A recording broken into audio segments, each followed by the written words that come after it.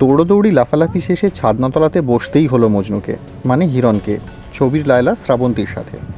রায়চকে বিয়ের sequence shoot করতে এসে তৈরি হলো কান্না হাসির একটা নয়, নানান ধরনের মজার গল্প। এখানে যে হিরোইন আর কি আমাদের শ্রাবন্তী,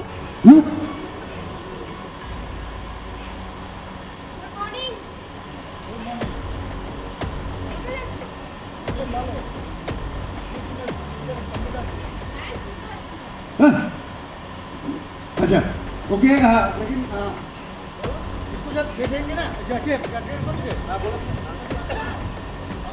আর আমি হচ্ছি শ্রাবন্তীর পিসি।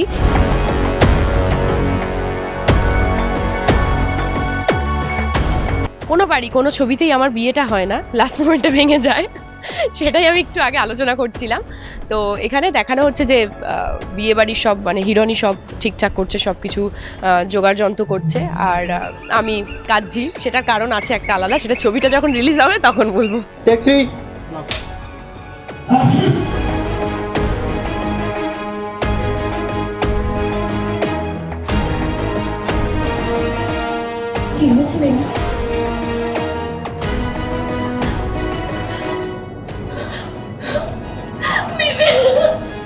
मेरा कैमरा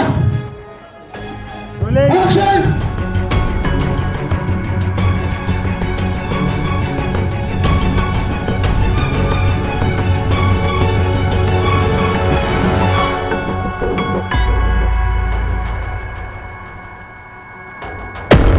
এখানে আমি একটা অরুণ বলে ছেলের ক্যারেক্টার প্লে করছি।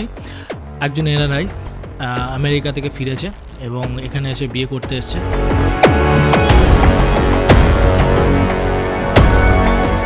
কোস্টারদের সঙ্গে কাজ করতে গেলে সবথেকে বেস্ট পার্ট হচ্ছে যে খুব ফ্রেন্ডলি হওয়া দরকার, আদারওয়াইজ সেই কাজটা খুব সুস্থভাবে ভালোভাবে বেরোয় না। আর আমি মানে খুব লাকি যে আমার সঙ্গে যারা যে কোস্টার কাজ করছেন, অরুণদা মতো বা খরাজদা, দেন বিশ্বজিৎদা, যাদের মতো মানে এত বড় বড় লেভেলের অ্যাক্টারদের সঙ্গে আমি কাজ করতে পারছি, বা যাদের সান্নিধ্যে আমি মানে এই স্কোপটা মানে পাচ্ছি যে এনাদের সঙ্গে কাজ করতে পারছি।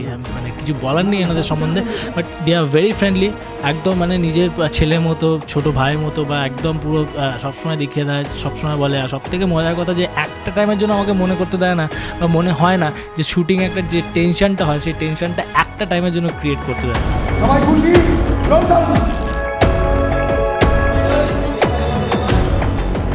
অ্যাকশন